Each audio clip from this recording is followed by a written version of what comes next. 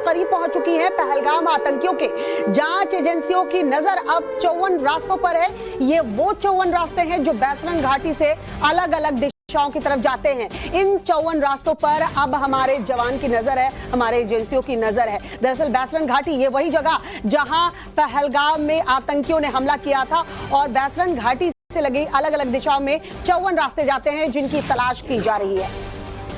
पहलगाम हमले के बाद आतंकी वहां से भाग निकले थे, लेकिन उनको पता नहीं कि जांच एजेंसी उन्हें पाताल से भी खोज कर निकाल लेगी।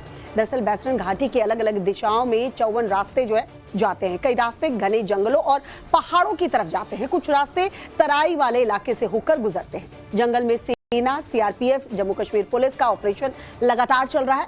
अब तक कई OGW ओवरग्राउंड वर्कर्स की गिरफ्तारी जो है वो हो चुकी है। जंगल के एक एक हाइडआउट की तलाशी ली जा रही है, यानी बहुत करीब है जांच एजेंसियां इस वक्त आतंकियों के।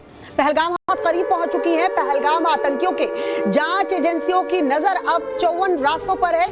ये वो 54 रास्ते हैं जो बैसरन घाटी से अलग अलग दिशाओं की तरफ जाते हैं। इन 54 रास्तों पर अब हमारे जवान की नजर है, हमारे एजेंसियों की नजर है। दरअसल बैसरन घाटी ये वही जगह जहां पहलगाम में आतंकियों ने हमला किया था और बैसरन घाटी से लगी अलग अलग दिशाओं में 54 रास्ते जाते हैं जिनकी तलाश की जा रही है।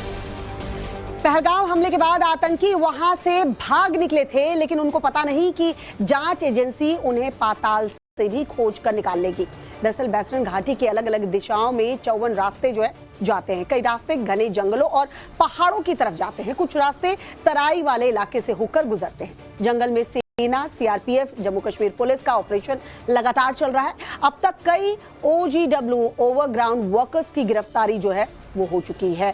जंगल के एक एक हाइडआउट की तलाशी ली जा रही है, यानी बहुत करीब है जांच एजेंसियां इस वक्त आतंकियों के।